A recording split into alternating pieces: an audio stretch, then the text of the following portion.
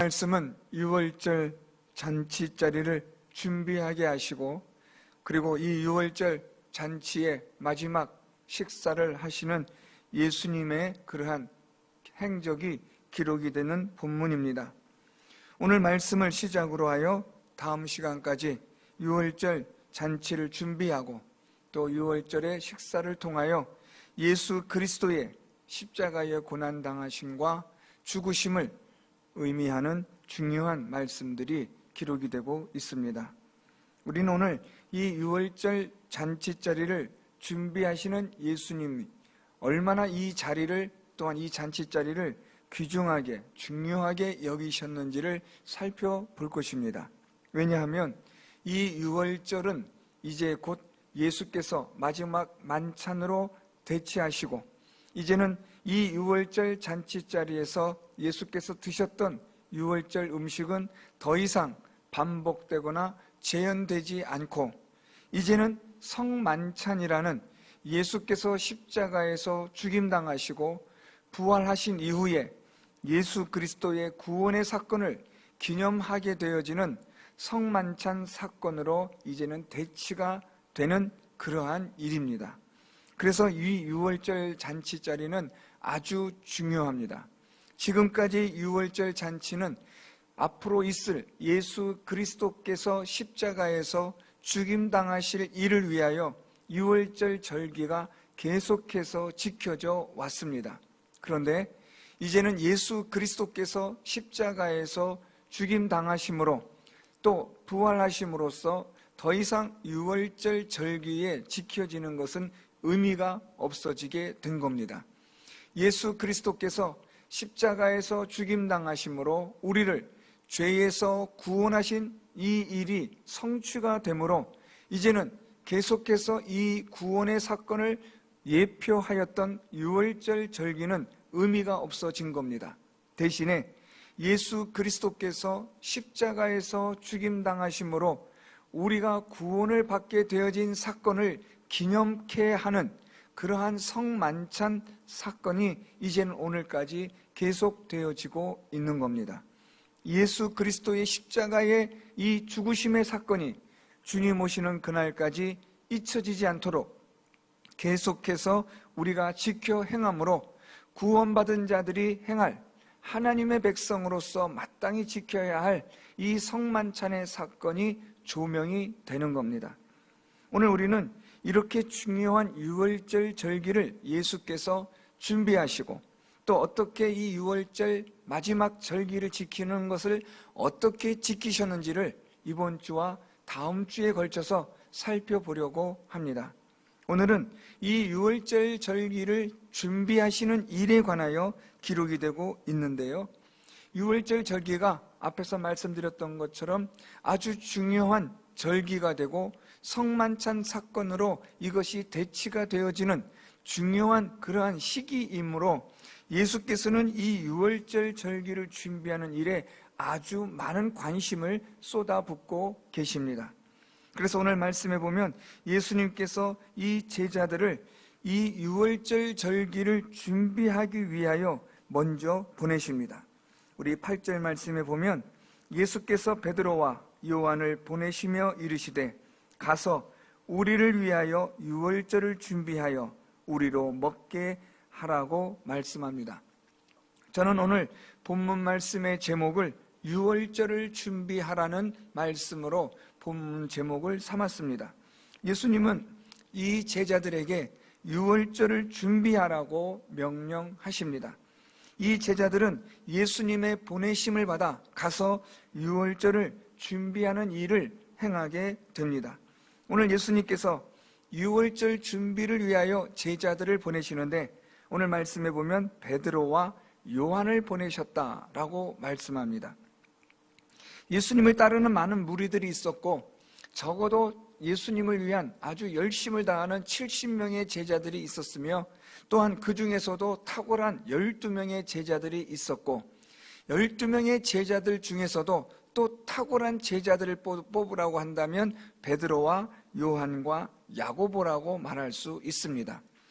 이 야고보와 요한은 다시 사도행전에서 얼마나 중요한 역할을 감당하고 있는지를 보여주고 있는데요. 그만큼 요한과 야고보 이 형제와 베드로는 12 제자들 중에서도 가장 예수께서 으뜸으로 또 중요하게 여기시는 그러한 사람들입니다.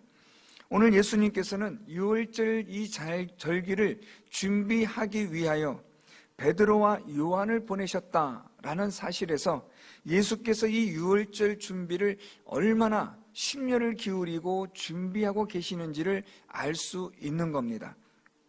베드로와 요한을 보내셨다라는 것은 얼마만큼 예수님이 이 유월절 준비하는 일에 지금 많은 관심을 가지고 계시는가를 보여주시는데요. 그것은 이유가 있습니다. 유월절 이 절기를, 잔치를 준비하는 일이 만만치 않기 때문입니다. 쉽지 않은 준비 과정이 되므로 오늘 예수께서는 12 제자들 가운데서도 예수께서 특별히 중요하게 신뢰하시는 그러한 베드로와 요한을 보내셨다라는 말씀입니다. 도대체 이 유월절 절기를 준비하는 일이 무엇이 그렇게 어렵길래 우리 예수님께서는 이렇게 베드로와 요한이라는 특출한 제자들을 보내셨느냐라는 겁니다. 오늘 우리는 유월절 절기를, 잔치를 준비하는 과정을 살펴볼 텐데요. 먼저 우리가 이해하고 오늘 본문의 준비 과정을 보시면 도움이 될 것 같습니다. 예수님께서는 유월절 절기 잔치를 준비하시는 일에 있어서 가장 중요한 절대적 조건이 있는데 그것은 바로 예수님의 말씀을 믿고 순종하는 일입니다. 예수님의 말씀을 믿지 않으면 순종할 수 없고 순종할 수 없으면 유월절 잔치를 자리를 준비할 수가 없는 그런 상황들입니다. 예수님께서는 이 베드로와 요한을 보내시면서 유월절 절기 잔치 자리를 준비하게 하셨는데 이미 다 되어놓고 가서 어느 장소에 가서 그 집에 그냥 가서 알아보고 오는 그런 정도의 준비를 말씀하신 게 아닙니다. 예수께서 준비하게 하신 것은 예수님의 말씀을 듣고 순종하여 감으로 하나씩 하나씩 그 과정들이 구체적으로 구체화되어지고 실현되어지는 준비 과정입니다. 다시 말하면 이미 다 준비되어져 있고 가서 확인만 하고 오는 그런 준비가 아니라 베드로와 요한은 가서 예수의 말씀대로 하나씩 하나씩 순종할 때에 예수께서 준비하셨던 보이지 않았던 것들이 하나씩 하나씩 보여지게 되는 그런 과정이 오늘 유월절 준비 과정 속에 있다는 말입니다. 그래서 이 베드로와 요한이 예수님의 말씀을 듣고 믿음으로 순종하여 보여지지 않은 아무것도 없는 정말 어떻게 보면 막막한 그런 상황에서 말씀대로 행하여 순종하였더니 모든 것이 하나씩 하나씩 구체화되어지고 보여지게 되고 마침내 큰 다락방이 준비가 되어지는 그런 과정을 오늘 본문은 기록하고 있는 겁니다. 여기서 우리들이 유념하셔야 되는 것은 믿음이 바로 이러하다라는 겁니다.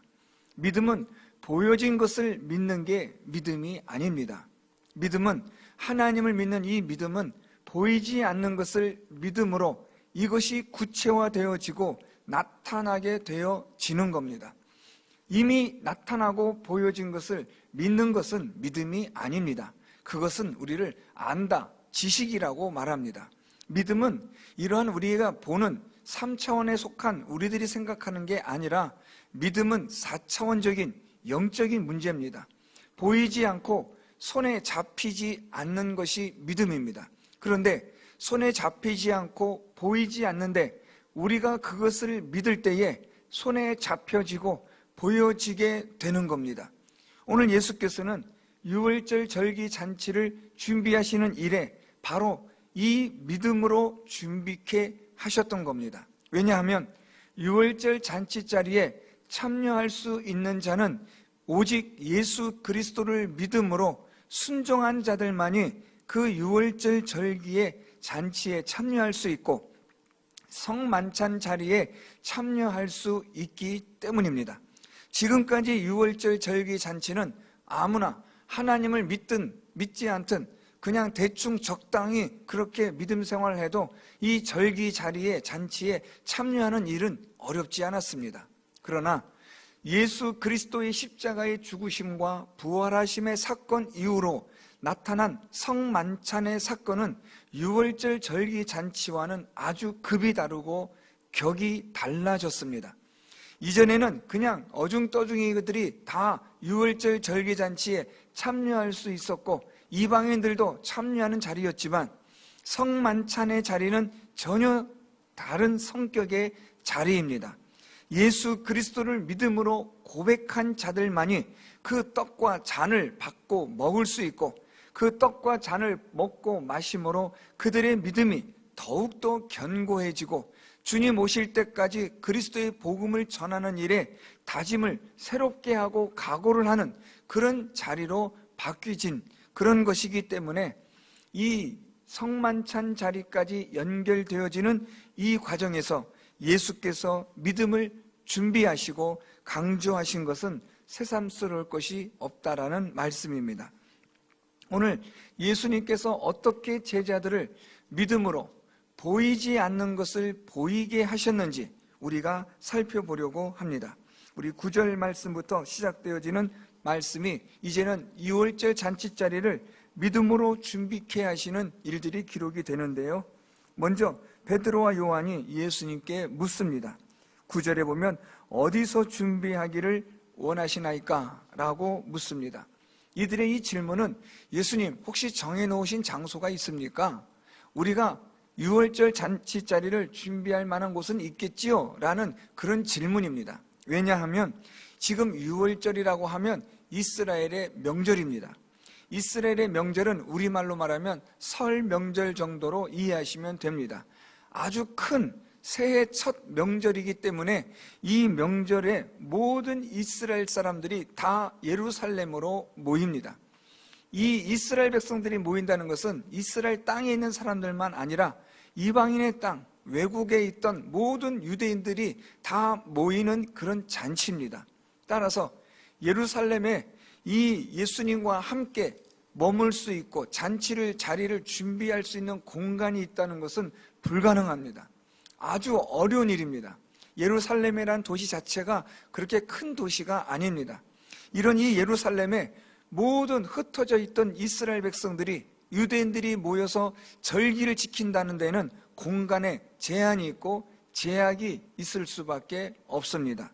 그래서 오늘 이 베드로와 요한은 예수님에게 어디서 준비하기를 원하십니까? 라고 묻고 있는 겁니다. 예수님이 다 준비하셨겠지. 예수님이 지금 준비하신 대로 우리가 가면 되는 거지요. 어느 집으로 가면 됩니까? 그곳이 어디입니까? 요즘 우리말로 말하면 주소를 묻고 우리가 그 주소를 찾아가는 그런 정도로 이 베드로와 요한이 질문하였다고 생각하시면 됩니다.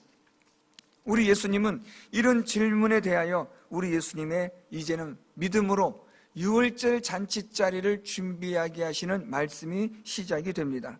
10절 말씀에 이르시되 보라 너희가 성내로 들어가면 물 한 동이를 가지고 가는 사람을 만나리니 그가 들어가는 집으로 따라 들어가서 그 집 주인에게 이르되 선생님이 네게 하는 말씀이 내가 내 제자들과 함께 6월절을 먹을 객실이 어디 있느냐 하시더라 하라 라고 말씀을 하십니다. 오늘 예수님의 이 말씀 우리가 살펴보면 그냥 아무렇게 생각 없이 읽으시면 이게 대단한가 라고 생각하실지 모르지만 조금 더 이 말씀을 예수님 말씀을 좀 면밀하게 우리가 예수님의 말씀을 받아서 순종한다라는 그런 관점에서 오늘 이 본문 말씀을 다시 보시면 허점투성이가 너무나 많습니다. 예수님께서는 성내로 들어가면 물 한 동이를 가지고 가는 사람을 만나고 그가 들어가는 집으로 따라 들어가서 우리가 6월절을 우리 선생님이 먹을 객실이 어디 있느냐고 말하라. 간단해 보이는 이런 예수님의 말씀이지만 여기에 빠져있는 허술한 우리의 이 예수님의 말씀을 믿음으로 우리가 순종하지 않으면 할 수 없는 요소들이 있다는 말입니다. 첫째, 예수님께서 제자들에게 지금 성내로 들어가라고 말씀하시는데 여기서 중요한 것이 하나가 없습니다. 그것이 시간입니다. 언제 가느냐라는 겁니다. 몇 시에 가면 그 사람을 만날 수 있을까? 우리는 보통 어떤 사람을 만난다라고 할 때는 시간을 정합니다. 오늘 예수님께서는 이 제자들에게 몇 시쯤에 가면 그 사람을 만날 것이다 라는 이런 구체적인 말씀이 있으셔야 하는데, 이 언제라는 시간이 없습니다. 그러니까 이 제자들은 성내로, 예루살렘 성으로 들어가서 예수님 말씀이 떨어지면 이제 바로 가긴 가는데, 언제까지 이 사람을 기다려야 되는지, 만나야 되는지 기약이 없다는 말입니다. 물론 오늘 중으로는 만나지 않겠는가라는 우리는 기대를 하지만 시간이 없는 그러한 예수님의 말씀이라는 겁니다. 그냥 막연히 성내로 들어가라는 겁니다. 성 안으로 들어가면 너희들이 그 사람을 만날 것이라는 거죠. 시간도 없이 들어가라는 말씀입니다. 두 번째, 우리가 또 이해가 잘 되지 않는 것은 성내로 들어가면 되는데 어디로 가냐는 겁니다. 앞에서 제가 예루살렘 성이 크진 않다고 했지만 그래도 성입니다. 곳곳마다 이곳저곳마다 다니다 보면 길을 잃어버리는 경우가 많습니다. 또 옛날 고대의 도시이기 때문에 이 골목이 많고 좁은 길들도 많습니다. 그런 이 예루살렘 성에서 어디로 가야 하는지도 말씀하지 않으셨습니다. 시간도 없고 장소도 없는데 가라는 겁니다. 여러분들 한번 생각해 보십시오. 여러분들에게 누가 어디 가서 무엇을 하라고 말할 때 시간도 말해주지 않고 장소도 말해주지 않고 가면 사람을 만날 것이다 라고 하면 얼마나 황당한 그런 명령입니까? 우리가 그 말을 순종하려면 언제 갑니까? 언제 그 사람을 만날 수 있습니까? 어디서 그 사람을 만날 수 있습니까? 언제 어디서라는 이 두 가지는 우리는 반드시 확인해야만 하는 겁니다. 그런데 오늘 이 예수님의 제자들은 이런 것 없이 가야 합니다. 시간도 없고 장소도 어딘지도 모르고 가야 하는 겁니다. 그런데 또 황당한 예수님의 말씀이 있습니다. 누구를 만나느냐? 오늘 말씀해 보니까 물 한 동이를 가지고 가는 사람을 만날 것이라고 말씀합니다. 물 한 동이를 가지고 가는 사람이라고 말씀하고 있는데, 오늘 우리 이 개역 개정 성경에는 잘 기록이 되어 있지 않지만 사실 이 물 한 동이를 가지고 가는 사람이란 이 사람은 남성 명사입니다. 다시 말하면 물 한 동이를 가지고 가는 남자를 만날 것이다 라는 예수님의 말씀입니다. 이 당시에 물 한 동이를 가지고 가는 이 일은 여성들이 하는 일입니다. 남자들은 물 한 동이를 지고 이고 가는 이런 일은 하지 않습니다. 이 당시에 항상 남성이 우월하고 또한 남성 중심의 그런 고대 사회였기 때문에 그런 일들은 다반사였습니다. 이 물 한 동이를 지고 가는 일은 아무나 하는 일이 아니라 여자들만이 하는 그런 특정한 일로 여겨졌습니다. 그런데 오늘 예수님께서는 물 한 동이를 지고 가는 남자를 만날 것이다 라는 말씀이 제자들로 하여금 당황케 하는 겁니다. 아니 예수님, 이 시간에 이 시대에 도대체 누가, 어느 정신 나간 사람이 그 남자가 물 한 동이를 지고 갑니까? 여자를 말씀하신 거지요? 라고 그렇게 얼마든지 물어볼 수 있는 예수님의 말씀입니다. 물 한 동이를 지고 가는 남자라, 이 기가 막힐 일입니다. 누가 물 한 동이를 지고 그렇게 정신 나간 일을 행하겠습니까? 언제, 어디서, 또 이런 희한한 사람을 어떻게 만날 수 있느냐라는 말입니다. 예수님의 이 말씀 속에는 무언가 모를 많은 허점들이 지금 보여지고 있는 겁니다. 거기다가 마지막으로 예수님께서 주시는 말씀이 무엇이냐면 11절에 그 집 주인에게 이르되 선생님이 네게 하는 말씀이 내가 내 제자들과 함께 유월절을 먹을 객실이 어디 있느냐 하시더라 하라고 그렇게 말씀하라고 하셨습니다. 제자들은 이제 상황을, 사태를 파악했습니다. 예수님은 어떤 무언가를 준비하신 게 아니었습니다. 어떤 장소를 준비하고 가라고 하신 게 아니라 그냥 성내로 막연히 들어가면 언제인지도 모르고 어디서인지도 모르고 어떤 정신 나간 사람인지도 모르지만 그를 만나서 그에게 말하라는 겁니다. 우리 선생님이 그러는데 내가 내 제자들과 함께 유월절을 먹을 객실이 어디 있느냐라고 말하라는 겁니다. 그러면 제자들은 눈치가 빠르니까 이 사람도 지금 처음 듣는 이야기라는 거죠. 예수께서 준비하신 게 아니라 오늘 이 사람도 예수님 말씀을 이제 막 듣는 겁니다. 처음 보는 사람에게 다짜고짜 식으로 우리 예수님이 함께 우리와 함께 먹을 자리가 어디 있느냐라고 그렇게 마치 맡겨놓은 것 달라는 식으로 요구하라는 겁니다.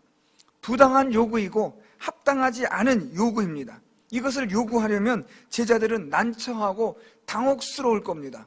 아니, 처음 보는 사람인데, 알지도 못하는 사람인데, 예수님도 지금 하신 일을 가만히 보니 사전에 약속된 것도 아닌데, 그런 처음 보는 사람에게 마치 잘 아는 사람처럼, 친한 사람처럼 맡겨놓은 짐을 달라는 식으로 이렇게 먹을 객실을 요구하는 일이 이게 합당하냐라는 겁니다. 오늘 예수님께서 제자들에게 주신 이 명령은 정말 순종하기가 어려운 일들입니다. 언제인지도 모르고 어디서인지도 모르고 어떤 정신 나간 사람인지도 모르고 그에게 가서 객실을 요구하는 이 일이 얼마나 어처구니없는 일이냐는 겁니다. 오늘 이 예수님의 유월절 준비 과정하는 이 과정 속에는 이렇게 많은 허점이 있음에도 불구하고 예수님의 말씀대로 하나씩 하나씩 순종할 때에 모든 것이 구체화되어지고 가시화되어졌다라는 사실입니다. 언제인지도 모르고 갔는데 사람을 만났습니다. 어디인지도 모르고 갔는데 예수께서 말씀하신 정신 나간 듯한 물 한 동이를 지고 가는 남자를 만난 겁니다.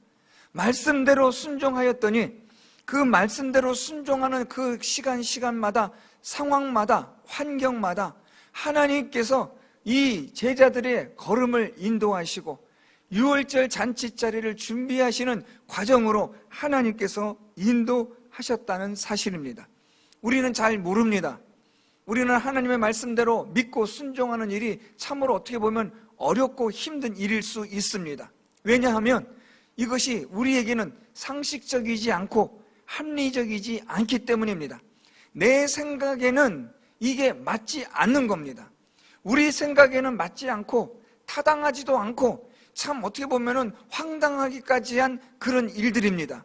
그런데 예수님의 말씀에 따라, 성경 말씀에 따라 우리가 믿음으로 믿고 순종하니까 하나님께서 우리들을 그 상황 속에서 인도해 가신다라는 사실입니다.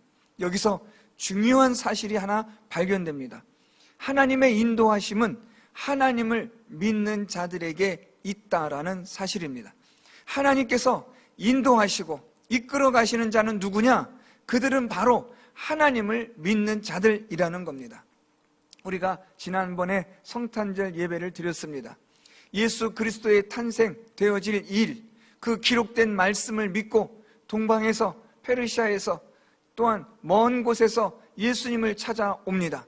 이들이 오는 것은 단 하나, 이 동방에서 아주 위대한 왕이 태어날 것이라는 그러한 성경의 예언의 역사의 말씀을 믿고 이들이 그 왕을 찾아온 겁니다.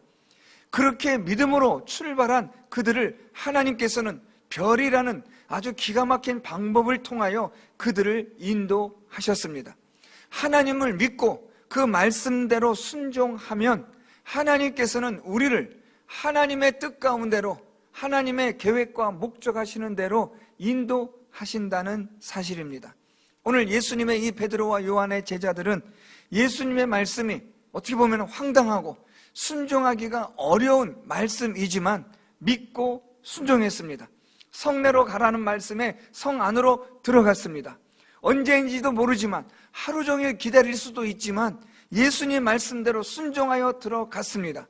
또한 어디서 물 한 동이를 지고 가는 정신 나간 듯한 남자를 만날지도 모르지만 일단 말씀에 순종하여 성 안으로 들어갔더니 예수께서 말씀하셨던 물 한 동이를 지고 가는 남자를 만나게 된 겁니다.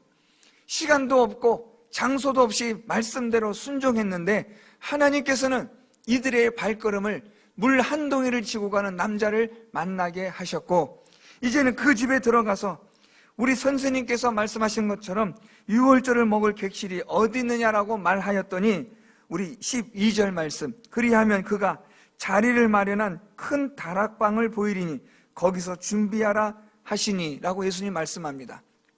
이렇게 하면 그 사람이 너희에게 큰 다락방을 보여줄 것이라고 말합니다. 제자들은 그렇게 믿고 순종했더니 정말로 예수님 말씀대로 그렇게 이루어졌습니다. 13절, 그들이 나가 그 하신 말씀대로 만나 유월절을 준비하니라. 오늘 이 유월절을 준비하는 이 과정이 어떻게 보면 너무나 간단하게 보이는 일인 것처럼 보이지만 그렇지 않습니다. 믿음으로 순종할 것을 요구하는 그런 자리를 준비하는 일이었습니다. 그렇기 때문에 예수님은 베드로와 요한을 특별히 보내신 겁니다. 믿음에 있어서 그래도 이들은 다른 제자들보다 낫다고 여기셨기 때문에 예수님은 이들을 보내셔서 믿음으로 순종하게 하심으로 마침내 준비되어진 큰 다락방을 보이게 하신 겁니다. 이 큰 다락방으로 유월절 잔치 자리를 준비하시는 이 과정으로 우리 예수님께서 제자들을 인도해 가시는데 결정적인 것은 예수님의 말씀을 믿고 순종하는 것이었다는 겁니다. 이렇게 하여서 마침내 유월절 잔치 자리에 참여하게 되고 예수께서는 이제 이 유월절 잔치 자리에서 성만찬으로 이 자리가 바뀔 것이라고 예고하심으로 예수 그리스도의 십자가의 죽으심과 부활하심을 말씀하십니다. 이 유월절 잔치 자리에는 예수 그리스도를 믿고 순종하는 자들만이 참여할 수 있는 그런 자리로 격상되어질 것을 예수님은 말씀하십니다. 오늘 우리는 본문 말씀을 통해서 유월절 잔치 자리, 다시 말하면 성만찬의 자리, 더 나아가 영원한 저 천국의 잔치 자리에 누가 참여할 수 있느냐라는 생각을 하게 합니다. 저 영원한 천국에서 영생을 누리며 우리 주님과 함께 잔치를 누릴 수 있는 자들이 누구냐? 그들은 바로 예수 그리스도의 말씀에 따라 믿고 순종하는 자들이라는 겁니다. 하나님의 말씀을 믿고 순종하면 하나님은 그들을 저 영원한 천국의 자리로, 잔치 자리로, 영생의 자리로 우리를 인도하여 주신다는 것입니다. 사랑하는 성도 여러분, 그래서 하나님을 믿는 이 믿음은 무엇이냐? 말씀대로 순종하는 겁니다. 오늘 본문 13절 말씀에 그들이 나가 그 하신 말씀대로 만나 유월절을 준비하니라. 다시 13절 말씀을 요약하면 말씀대로 준비하니라 라는 겁니다. 하나님의 말씀대로 우리가 순종하여 준비되어지는 겁니다. 우리의 믿음이 어떻게 준비되느냐? 하나님의 말씀대로 순종하여 우리의 믿음이 준비되는 겁니다. 믿음은 하나님의 말씀을 믿고 순종하는 겁니다. 이러한 믿음을 통하여, 순종을 통하여 하나님은 보이지 않았던 구원의 사건을 우리에게 보여주시고 경험케 하시고 순종함으로 마침내 영원한 천국을 소유하게 되는, 구체화시켜지는 그런 귀한 역사를 우리 하나님께서는 일으켜 주시는 겁니다. 우리가 믿음으로 순종하면 하나님은 이 믿음의 순종을 통하여 구원의 위대한 역사를 우리가 보게 하시고 우리를 큰 다락방으로, 저 영원한 천국으로 우리를 초대하셔서 거기서 영생토록 우리 하나님과 함께 즐거운 잔치 자리에 있게 하신다는 것입니다. 사랑하는 성도 여러분, 믿음의 이 길은 그래서 어렵습니다. 내 생각이 있기 때문에, 또 사람들의 그러한 불신앙적인 생각이 있기 때문에 하나님 말씀대로 순종한다는 것은 어렵습니다.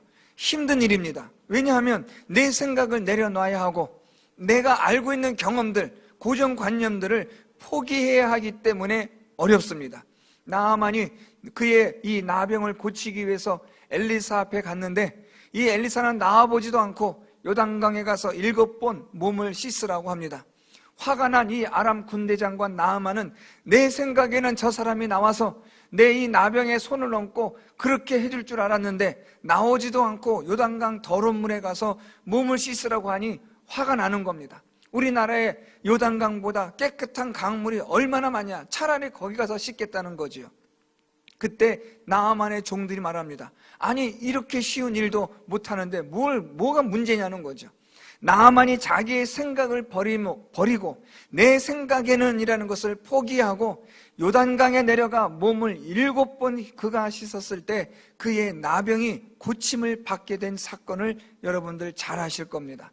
믿음은 무엇이냐면 내 생각을 내려놓는 겁니다. 내 고집을 내려놓고 내 경험을, 내가 아는 것을, 나는 이렇게 생각한다, 난 이렇게 계획한다 하는 것을 내려놓는 겁니다. 오직 하나님의 말씀에 따라 믿고 순종하며 나아가는 겁니다. 그러면 하나님께서 우리를 인도하시고 하나님의 뜻 가운데로, 하나님이 우리를 주고자 하시는 하나님의 복의 자리로 저와 여러분 우리를 인도하여 주실 줄 믿습니다. 이 6월절, 이 절기에 큰 다락방을 하나님께서 준비하신 것은 기가 막힌 일입니다. 이 6월절 잔치 자리에 모든 이스라엘 백성들이 예루살렘으로 모이는 이 번잡한 때에 이렇게 큰 다락방을 준비하셨다는 것은 하나님의 놀라운 은혜의 역사요, 구원의 하나님의 역사입니다. 그러나 이 큰 다락방을 소유하기 위해서는, 이 큰 다락방으로 들어가기 위해서는 말씀대로 믿고 순종함이 있어야 한다는 겁니다. 철저히 하나님 말씀대로 믿고 순종하고 나아갈 때에 마침내 큰 다락방으로 인도되어지고 준비되어진 그 자리에 있게 된다는 사실입니다. 사랑하는 성도 여러분, 올 한 해도 이제 이 주일 예배로 마지막 주일 예배를 드리게 되었습니다. 올 한 해 우리 첫 신년 예배를 드릴 때 하나님이 주실 은혜를 생각하고 그런 기대감으로 시작했던 한 해였지만, 이렇게 한 해가 어떻게 보면 우리에게 암울하게, 우울하게, 절망과 좌절의 시간으로 끝날 줄 누가 알았겠습니까? 마지막 주일 예배를 온 성도들이 함께 모여 기쁨으로 교회에서 예배를 드리고 공동체의 식사를 통해서 함께 즐거움을 나누고 또 우리 실가의 카페에서 차를 마시고 담소를 누리며 즐거워할 것이라고 우리는 기대했었는데, 이렇게 온라인으로 가정에서 예배를 드릴 수밖에 없는 이런 현실이 올 것이라고 누가 예측이나 했고 예상이나 했겠습니까? 앞으로 어떤 일이 생길지 우리는 알지 못합니다. 어떤 어려운 일이 있을지 우리는 아무도 모릅니다. 그러나 중요한 것은, 확실한 것은 예수 그리스도를 믿는 믿음으로 순종하면 하나님께서는 저와 여러분 우리를 큰 다락방으로, 하나님이 준비하신 복된 자리로 하나님께서 우리를 인도하여 주시고 이끌어 주실 줄 믿습니다. 우리가 믿고 순종하면 하나님은 지금은 우리 눈에 보이지 않고 지금은 우리 손에 잡히지 않는다 할지라도 하나님이 준비하시고 예비하신 아름다운 곳으로 하나님의 말씀을 믿고 순종하는 자들을 인도하여 주실 줄 믿습니다. 내년 새해 첫 주일 예배를 또 온라인으로 예배를 드리지만 하나님을 믿는 믿음으로 말씀에 순종하여 열심을 다하여 우리가 예배를 드리고 믿음의 순종의 삶을 살아가면 하나님께서는 마침내 우리 교회와 성도 여러분들을 위하여 준비하신 큰 다락방으로, 아름다운 곳으로, 엘림과 같은 오아시스와 같은 위로와 쉼과 평안이 있는 곳으로 우리 모든 성도 여러분들을 인도하여 주실 줄 믿습니다. 또한 영원한 저 천국으로, 영생하는 그곳으로 우리 모든 성도들을 하나님께서 이끌어 주실 줄 믿습니다. 하나님 말씀을 믿고 순종하며 예수 그리스도를 믿고 순종하며 따르는 우리 성도 여러분들이 다 되셔서 순간순간마다 우리의 삶 속에서 섭리하시고 간섭하시고 인도하시는 하나님의 그 인도하심을 따라 이 광야와 같은 세상 살아가시고 하나님 주시는 은혜와 복을 받는 자리에 마침내 인도되어지는 우리 모든 사랑하는 성도 여러분들이 다 될 수 있기를 예수 그리스도의 이름으로 축원드립니다.